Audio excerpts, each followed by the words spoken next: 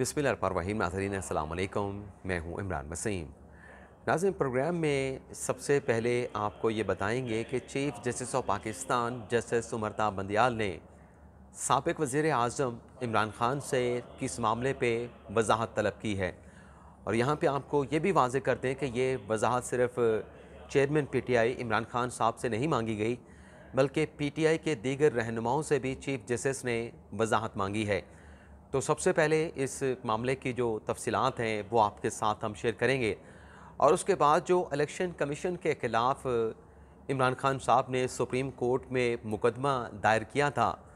उस मुकदमे को भी चेयरमैन पीटीआई इमरान ख़ान ने सुप्रीम कोर्ट से विदड्रॉ करने का, वापस लेने का फ़ैसला किया है। कौन सा मुकदमा था इलेक्शन कमीशन के ख़िलाफ़, अब उस केस को सुप्रीम कोर्ट से तहरीक इंसाफ क्यों वापस लेना चाह रही है, ये तफ़सीलात फिर दूसरी ख़बर में आपके साथ हम शेयर करेंगे। और उसके बाद हमारे आज के प्रोग्राम की जो दीगर ख़बरें हैं, इमरान ख़ान साहब के कल के कौम से खिताब के बाद जो DGISPR का एलामिया जारी हुआ, उस पर आप नाज़रीन के साथ गुफ्तगू करेंगे। और कल जो इमरान ख़ान साहब ने कौम के साथ अपने खिताब में अपनों को चूना लगाने की कोशिश की, खान साहब के कल के इस खिताब के 10 झूठ भी शवाहिद के साथ, मंतक के साथ जो है वो आप नाज़रीन के सामने हम रखेंगे। तो पहली ख़बर से गुफ्तगू का आगाज़ करते हैं। नाज़रीन, इमरान ख़ान के ख़िलाफ़ जो तौहीन अदालत का मुकदमा वज़ारत दाखिला की जानिब से सुप्रीम कोर्ट ऑफ पाकिस्तान में दायर किया गया था, जिस पर चीफ़ जस्टिस की सरबराही में 5 रुकनी लार्जर बेंच ने 2 नवंबर को आखिरी समाअत की थी। उस समाअत का नाज़रीन अब हुक्मनामा जो है वो जारी किया गया है। चीफ़ जस्टिस उमरता बंदियाल ने वो 2 सफ़ात का जो हुक्मनामा है वो तहरीर किया है। उस हुक्मनामे में नाज़रीन एक तो इमरान ख़ान साहब से वज़ाहत मांगी गई है, और उसके साथ साथ डॉक्टर बाबर अवान से वज़ाहत मांगी गई है, और एडवोकेट फैसल चौधरी जो कि फवाद चौधरी साहब के छोटे भाई हैं, उनसे भी वज़ाहत मांगी गई है। इस तहरीरी हुक्मनामे में कहा यह गया है कि फैसल फरीद चौधरी साहब, जिन्होंने अदालत में इस बात का एतराफ़ कर लिया है कि असद उमर का उनके साथ रब्ता हुआ था, तो ये जो कम्युनिकेशन हुई फैसल चौधरी की और असद उमर की एक दूसरे के साथ, इसमें एग्जैक्टली असद उमर ने क्या कहा था, उस कम्युनिकेशन के जो मंदरजात हैं वो फैसल फरीद चौधरी उन मंदरजात के हवाले से अदालत को वजाहत करें, अदालत में तहरीरी जवाब जो है वो दाखिल करवाएँ। और इसी तरीके से फर्दर इस कोर्ट ऑर्डर में ये भी कहा गया है कि जो डॉक्टर बाबर अवान ने कैटागोरिकली अदालत को वजाहत अपना यकीन दहानी कराई थी, उस यकीन दहानी का बेस क्या था, बुनियाद क्या थी, इस हवाले से डॉक्टर बाबर अवान साहब जो है वो सुप्रीम कोर्ट में वो भी अपना तहरीरी जवाब जो है वो जमा करवाएं। और जो इमरान ख़ान के ख़िलाफ़ तौहीन अदालत की कार्रवाई इनिशिएट करने का मामला है, उस पर इस तहरीरी हुक्मनामे में chief justice of Pakistan justice Umar Ata Bandial ये लिखते हैं कि सलमान अकरम राजा इमरान ख़ान की जानिब से पेश हुए और उन्होंने तहरीरी जवाब जमा कराने की अदालत से इस्तदा की। वैसे यहाँ पे आपको ये भी बता दें कि सलमान अकरम राजा साहब जो है वो इमरान ख़ान साहब का सुप्रीम कोर्ट में जवाब जमा करवाने नहीं जा रहे, बल्कि जो 7 नवंबर को ये केस समाअत के लिए मुकर्रर कर दिया गया है, उस केस को इल्तवा करने की दरख्वास्त सलमान अकरम राजा ने आज अदालत उज़्मा में जमा करवाई है। और उस दरख्वास्त में सलमान अकरम राजा का कहना यह है कि 3 नवंबर को जो अफसोसनाक वज़ीराबाद में वाक़या पेश आया, उसके बाद चेयरमैन पीटीआई इमरान ख़ान साहब जो हैं वो हॉस्पिटलाइज हो चुके हैं। उनके जो क्लाइंट हैं, जो मौक्कल हैं, तो उनके साथ रब्ता नहीं हो सकता, उनके साथ कन्फ्रंटेशन नहीं हो सकती, उनके साथ कंसल्टेशन नहीं हो सकती। तो लिहाजा इन हालात में जब तक इमरान ख़ान जो है वो हॉस्पिटलाइज हैं, उनकी एक सर्जरी हुई है, फर्दर भी उनकी सर्जरी होने का इम्कान है, ये सलमान अकरम राजा साहब ने अपनी इल्तमा की दरख्वास्त में लिखा है। तो इस केस की जो समाअत है, जब तक इमरान ख़ान साहब सेहतमंद नहीं हो जाते, मुकदमे की समाअत को जो है वो मुलतवी कर दिया जाए, यानी उसे इल्तवा में डाल दिया जाए। लेकिन जो हुक्मनामा जारी हुआ है उसमें सुप्रीम कोर्ट ने यह कहा है कि जो इमरान ख़ान साहब ये कहते हैं कि अदालत को जो 25 मई के लॉन्ग मार्च के हवाले से यकीन दहानी करवाई गई थी, और उस यकीन दहानी से जो चेयरमैन पीटीआई इमरान ख़ान साहब ने लाइल्मी का इजहार किया कि उनके नॉलेज में ऐसी कोई यकीन दहानी नहीं है जो उनके बिहाफ पे सुप्रीम कोर्ट को करवाई गई हो, या पीटीआई की लीडरशिप की जानिब से सुप्रीम कोर्ट को यकीन दहानी करवाई गई हो, इस मामले के ऊपर इमरान ख़ान साहब अपना तहरीरी जवाब जो है वो जमा करवाएं। लेकिन सलमान अकरम राजा साहब ने चूँकि इल्तवा की दरख्वास्त दायर कर दी है और आज 5 नवंबर की डेडलाइन थी और ये तहरीर जवाब आज सुप्रीम कोर्ट ऑफ पाकिस्तान में जमा होना था। तो ना ही डॉक्टर बाबर रहमान साहब का, ना ही फैसल फरीद साहब का और ना ही इमरान खान साहब का जो जवाब है वो सुप्रीम कोर्ट में जमा हुआ है। इसके अलावा जो दूसरी खबर है, जो इलेक्शन कमीशन के खिलाफ पीटीआई ने एक मुकदमा किया था, जिसमें इलेक्शन कमीशन की जानिब से की गई नई हल्का बंदियों को अदालत उज़्मा में चैलेंज किया गया था। जस्टिस इजाजुल एहसन की सरबराही में 3 रुकनी बेंच ने पीटीआई की इस दरख्वास्त के ऊपर, जो कि सेक्रेटरी जनरल पीटीआई असद उमर साहब ने सुप्रीम कोर्ट में दरख्वास्त जो है वो दायर की थी, उस दरख्वास्त पे चंद समातें भी हुई थी और अदालत की जानिब से बार बार पीटीआई से कहा जा रहा था कि जो हल्का बंदियों का नोटिफिकेशन है, जो इलेक्शन कमीशन की जानिब से जारी किया गया था, उस नोटिफिकेशन को आपने चैलेंज नहीं किया, तो वो नोटिफिकेशन आप रिकॉर्ड पे लेके आएँ। तो आखिरी समात के बाद ये नोटिफिकेशन जो है वो पीटीआई ने सुप्रीम कोर्ट में जमा करवाना था, लेकिन बजाय इसके कि वो नोटिफिकेशन अदालत उज़्मा में जमा करवाया जाता, आज एक मुतफरक दरख्वास्त जो है फैसल फरीद, जो इस केस में पाकिस्तान तहरीक इंसाफ को रिप्रेजेंट कर रहे हैं, उन्होंने इस पूरे केस को, यानी जो हल्का बंदियों को चैलेंज किया गया था पीटीआई की जानिब से, इस केस को वापस लेने की मुतफरक दरख्वास्त अदालत उज़्मा में दायर कर दी है। इस दरख्वास्त में ये कहा गया है कि फ़ैसला ये हुआ है कि ये जो हल्का बंदियों के ख़िलाफ़ दरख्वास्त है, इसको हमारे जो क्लाइंट हैं फैसल फरीद चौधरी कहते हैं कि इस दरख्वास्त को, इस मुकदमे को वापस लेने का फ़ैसला किया गया, तो लिहाजा इस मुतफरक दरख्वास्त को एक्सेप्ट किया जाए। अब ये मुतफरक दरख्वास्त हल्का बंदियों का मुकदमा वापस लेने के लिए अदालत उज़्मा में दायर कर दी गई है। अब देखते हैं कि ये मुकदमा कब समाअत के लिए मुकर्रर होता है। ज़ाहिर सी बात है कि जब भी ये मुकदमा समाअत के लिए मुकर्रर होगा, तो इस मुतफरक दरख्वास्त को, हल्का बंदियों को जो चैलेंज किया गया है, इस मुकदमे को वापस लेने की इजाज़त जो है वो दे दी जाएगी और इस मुतफरक दरख्वास्त को जो है वो एक्सेप्ट कर लिया जाएगा। अब आ जाते हैं जो कल खान साहब ने कौम के साथ खिताब किया। सबसे पहले आपको बताते हैं कि इस खिताब में कौन से 10 गलत बयानियाँ, वैसे तो झूठ भी कह सकते हैं, लेकिन हम फिर भी मोहतात रवैया अख्तियार करते हुए इससे गलत बयानी कहेंगे कि खान साहब ने कौन सी कल के अपने खिताब में 10 गलत बयानियाँ की हैं। एक तो खान साहब ने कहा कि 7 मार्च को अमेरिकन जो एम्बेसडर है डोनाल्ड लू है, उसका मरासला पाकिस्तान को मौसूल होता है, जो उनकी पाकिस्तान सफ़ीर के साथ मुलाकात होती है और फिर 8 मार्च को 2022 में उनके खिलाफ जो है वह अदम एतमाद की तहरीक आ जाती है। यानी खान साहब लिंक कर रहे हैं कि यह अमरीकी साजिश है। हालांकि ये जो अदम एतमाद की तहरीक लाने का फैसला था, ये 2 मार्च को जो हुक्मरान इत्तेहाद है, इस वक्त हुकूमत में है, मरकज़ में हुकूमत कर रहा है, उसने मुतफ़िक़ा तौर पे 2 मार्च को यह फैसला कर लिया था और एलामिया जारी कर दिया गया था कि इमरान खान के खिलाफ अदम एतमाद की तहरीक लाई जाएगी। लेकिन अगर 2 मार्च से पहले आप नाज़रीन जितने भी पाकिस्तान के अखबारात हैं, पाकिस्तान के न्यूज़ चैनल की अगर ख़बरों को निकाल के देख लें, तो ये जनवरी से ऑनवर्ड ये ख़बरें आना शुरू हो गई थी। ये एंटीसिपेशन जो है वो करना शुरू कर दी गई थी कि इमरान खान के खिलाफ अदम एतमाद की तहरीक आ रही है और पीटीआई के रहनुमाओं की जानिब से, और जो मंसूर अली खान कहते हैं कि लौंडे लपाड़े पाकिस्तान तहरीक इंसाफ के, वो बड़े दावे के साथ कहते थे कि तहरीक अदम एतमाद अगर लाने का फैसला किया गया है तो क्यों इमरान खान के खिलाफ तहरीक अदम एतमाद नहीं लानी जा रही। ये अदम एतमाद की तहरीक लेके आए, इमरान खान के खिलाफ वो वोट ऑफ नो कॉन्फिडेंस की जो रेजोल्यूशन है वो नाकामी से दो चार हो गई। तो ये जनवरी से 2022 से ये सिलसिला अदम एतमाद की तहरीक लाने का जो है वो, इस पर एंटीसिपेशन और ख़बरों का सिलसिला जो है वो शुरू हो चुका था। दूसरा, खान साहब ने कहा कि परवेज़ मुशर्रफ ने जरदारी और नवाज शरीफ को एनआरओ दिया 2007 में। अब ये भी खान साहब की एक तरीके से गलत बयानी है, क्योंकि जो नेशनल रिकन्सिलेशन ऑर्डिनेंस जारी किया था साबिक़ सदर परवेज़ मुशर्रफ की जानिब से, वो नेशनल रिकन्सिलेशन ऑर्डर, जैसे कि इमरान खान साहब ने कहा कि परवेज़ मुशर्रफ को उसका अख्तियार नहीं था। यह बिल्कुल दुरुस्त है कि परवेज़ मुशर्रफ के पास उसका अख्तियार नहीं था, लेकिन अख्तियारात से तजावज़ करते हुए वो एनआरओ जो है वो जारी किया गया। लेकिन सुप्रीम कोर्ट में एक दरख्वास्त सलमान अकरम राजा, जो कि इमरान खान साहब के खुद वकील हैं तौहीन अदालत केस में, उन्होंने आबिद हसन मंटू दरख्वास्त गुजार थे, सलमान अकरम राजा उनके वकील थे, और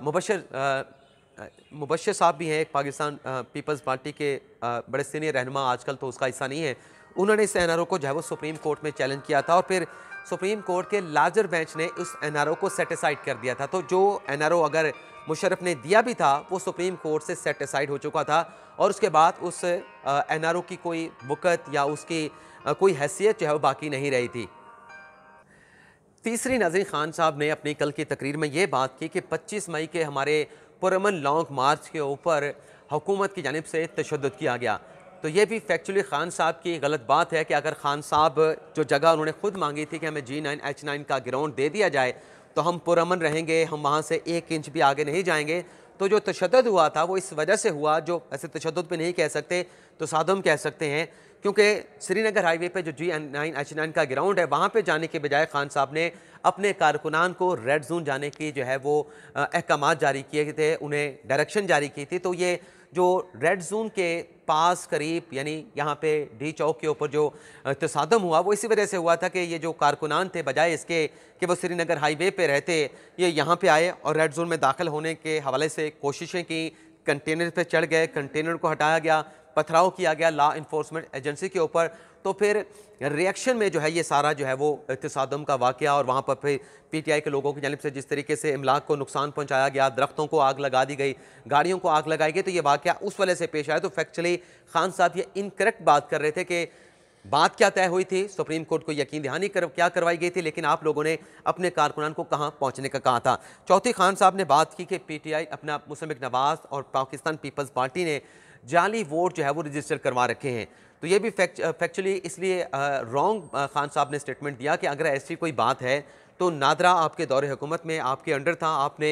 उन इलेक्शन कमीशन के जो फहरिस्तें हैं उनको क्यों अपडेट नहीं करवाया। चलें, अगर आप नादरा से रजू नहीं कर सकते थे, इलेक्शन कमीशन से रजू नहीं कर सकते थे, तो क्या किसी अदालती फोरम पे पाकिस्तान तहरीक इंसाफ की जानिब से उन जाली वोटों के हवाले से आज तक कहीं रजू किया गया, कोई दरख्वास्त दायर की गई? तो कोई दरख्वास्त रिकॉर्ड पे नहीं है जिसमें इन जाली वोटर्स को रजिस्टर्ड जाली वोटर्स को जो है वो वोटों को जो है वो चैलेंज किया गया हो। पांचवी, खान साहब ने एक बात की कि मेरे खिलाफ तोशाखाना का रेफरेंस बना के मुझे डिस्क्वालीफाई किया गया, हालांकि तोशाखाना में किसी किस्म की चोरी की गुंजाइश नहीं। बिल्कुल खान साहब सही बात कर रहे हैं, लेकिन इसमें भी गलती ये है, गलत बयानी ये है कि तोशाखाना से आप कोई चीज़ चुरा तो नहीं सकते, आप पैसे दे के उन चीज़ों को ख़रीदते हैं। एक तो खान साहब ने वहाँ पर गलती ये की कि तोहफ़ा वहाँ से हासिल किया, उससे लेके मार्केट में बेचा और फिर पैसे तोशाखाना में जमा करवाए गए, हालांकि कानून ये कहता है कि आप पहले पेमेंट करेंगे फिर तोहफ़ा वहाँ से हासिल करेंगे। दूसरी, खान साहब से जो बड़ी संगीन गलती हुई कि वो जो तोहफ़े खान साहब ने हासिल किए उसे इलेक्शन कमीशन में जो एनुअल रिटर्न जमा करवाने होते हैं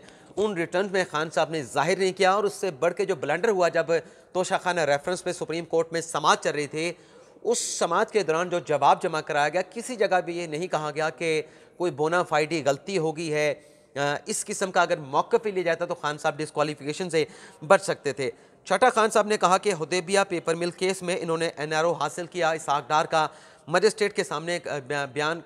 रिकॉर्ड करवाया गया, बयान हल्फी मौजूद है, लेकिन इन्हें NRO मिल गया। तो सवाल यह है कि जिस इसहाक डार के बयान हल्फी का वो जिक्र करते हैं, आप नाज़रीन को यहाँ पे बता दें कि प्रोग्राम थोड़ा सा तवील हो सकता है क्योंकि बहुत सारी चीज़ें आपके साथ डिस्कस करनी है, तो आपने जाना नहीं है, आपने पूरा प्रोग्राम सुनना है। तो ये जो जिस इसहाक डार के बयान हल्फी की बात करते हैं, क्या जो जुडिशल मजिस्ट्रेट है उसके अख्तियारात, उसका ऑर्डर सुप्रीम कोर्ट के ऑर्डर से बढ़ के है? क्योंकि पाकिस्तान की जो सबसे बड़ी अदालत है वो सुप्रीम कोर्ट ऑफ पाकिस्तान में है, और हुदैबिया पेपर मिल केस का फैसला अल्टीमेटली सुप्रीम कोर्ट से अदालत उज़्मा से हो चुका है, और सुप्रीम कोर्ट ने उस बयान हल्फी को कलअदम कर दिया था, उसको एक्सेप्ट नहीं किया था। और फैसले में कहा गया था कि एक आमिर के दौर में बंदूक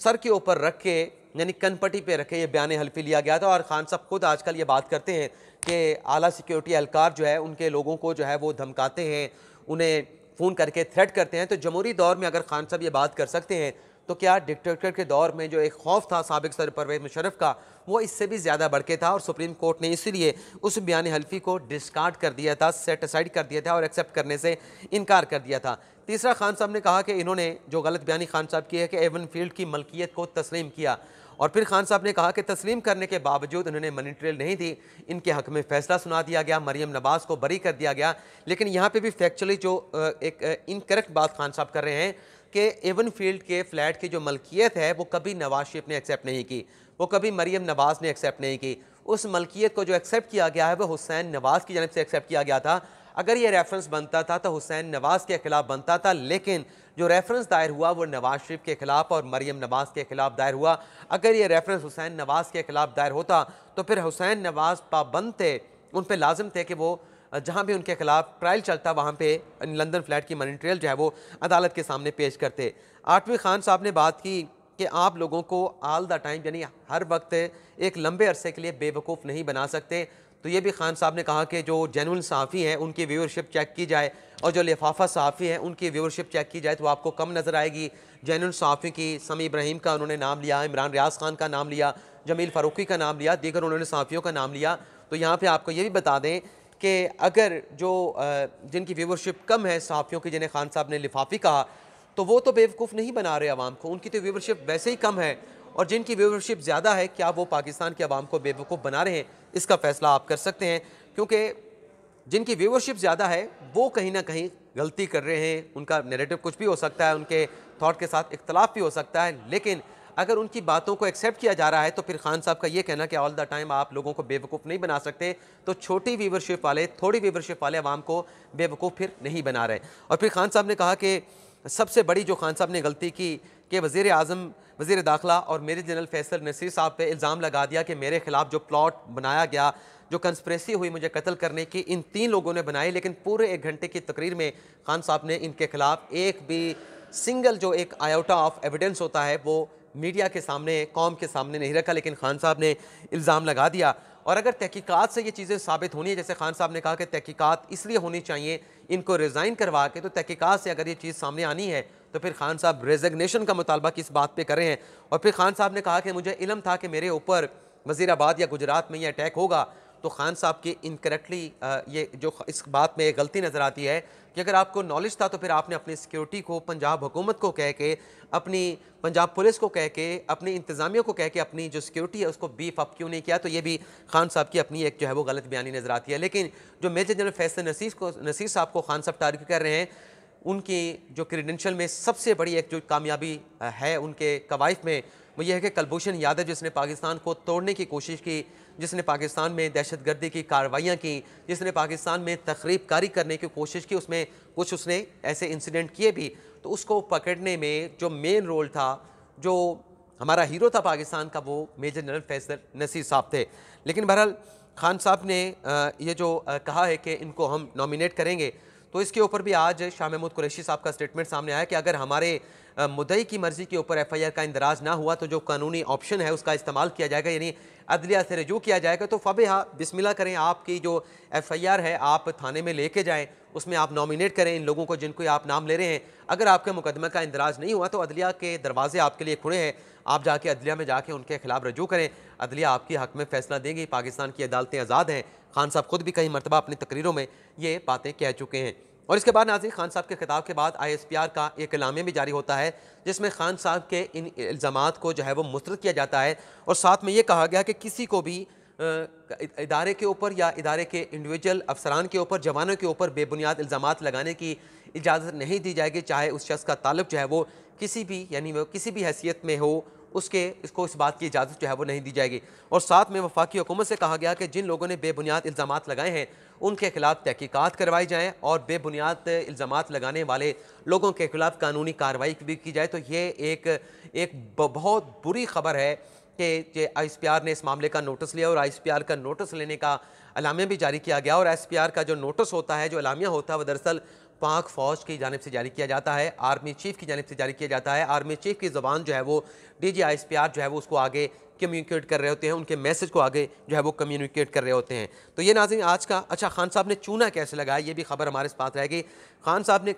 जो लॉन्ग मार्च लेके आए थे उसमें खान साहब ने कहा था कि हम नए इंतखाबात का मुतालबा करेंगे, हम नए इंतखाबात की तारीख लेके उठेंगे, आर्मी चीफ़ की तैनाती मौजूदा हुकूमत को नहीं करने देंगे। लेकिन कल जब खान साहब ने कहा, इन तीनों लोगों के इस्तीफ़े का मुतालबा किया, तो खान साहब ने कहा कि लॉन्ग मार्च की मैं कॉल दूंगा, लेकिन ना इंतखाबात की तारीख की बात की, ना आर्मी चीफ़ की तकर्री के हवाले से बात की, बल्कि खान साहब ने कहा कि हमारा जो एहतजाज है वो तब तक जारी रहेगा जब तक ये 3 लोग जो है वो रिज़ाइन नहीं कर देते, मुस्तफ़ी नहीं हो जाते। तो खान साहब का एक यू टर्न देखने को मिला है कि अपनों को जिस बयानिए के ऊपर वो लेके अपने लोगों को, अपने कारकुनान, अपने सपोर्टर को, अपने वोटर को, अपने सिंपथाइज़र को लेके वो लॉन्ग मार्च के ज़रिए इस्लामाबाद आ रहे थे, अब उस नैरेटिव को खान साहब ने चेंज करके शिफ्ट किया है